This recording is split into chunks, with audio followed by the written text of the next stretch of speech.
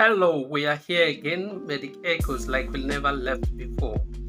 It is the 25th of April, the World Malaria Day. The theme for this year is Enhance Innovation to reduce the malaria disease burden and to save life. The essence is to continuously push forward the collective energy and commitment of the global malaria community in unifying around a common goal, which is a malaria-free world. While the global attention is on encouraging the development and innovation of newer tools for vector control, diagnosis, treatment, and elimination of malaria, we at Medic Echoes wish to use this opportunity to address a very salient issue that borders around malaria as it plagues this region of the world, and that is often associating malaria with typhoid. Each time an average person falls ill, it is typical for them to attribute it to malaria and typhoid. Hence, they walk into the hospital and request to be treated in that regard. Most of them will present to the hospital after they have gone to the lab for wider tests, and they will gladly give the doctor the result for treatment. Can someone have malaria and typhoid at the same time? The answer is yes. This is called co-infection.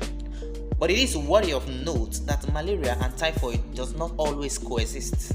They are caused by different agents and are different disease entities, even though they share a common symptomatology. Malaria is a disease which can be life-threatening, caused by the Plasmodium parasite, and it can be transmitted to people via the bite of an infected female Anopheles mosquito.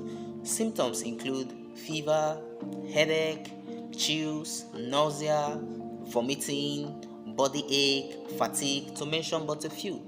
Other severe symptoms can occur in a complicated or severe malaria, which can lead to Typhoid fever is a life-threatening infection caused by the bacterium Salmonella typhi. It is usually spread through contaminated food or water. Symptoms include prolonged fever, headache, nausea, fatigue, abdominal pain, constipation or diarrhea.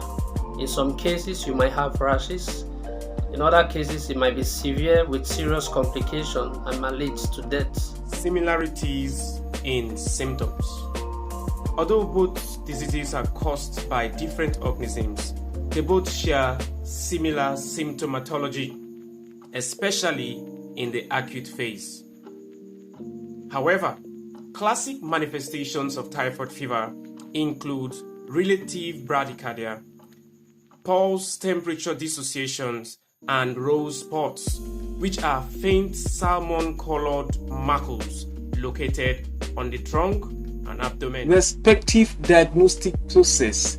Malaria can be diagnosed with a rapid diagnostic test which uses immunochromatographic methods which detect Plasmodium specific antigen in a finger-pricked blood sample, but the gold standard of diagnosis still remains a well-stained and well-prepared blood For film. typhoid fever, blood culture is the gold standard for its diagnosis. It, however, requires a technical know-how that are lacking in most of our primary health care centers.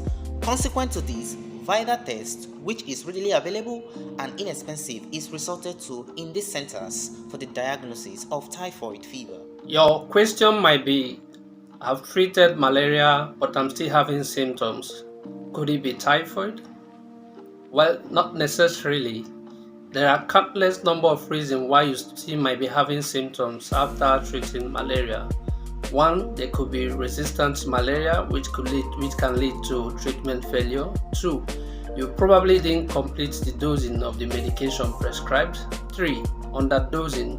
4 is a drug-drug interaction, which can also affect the treatment. The essence for this discussion is to state clearly that malaria and typhoid are two different disease entities that can coexist.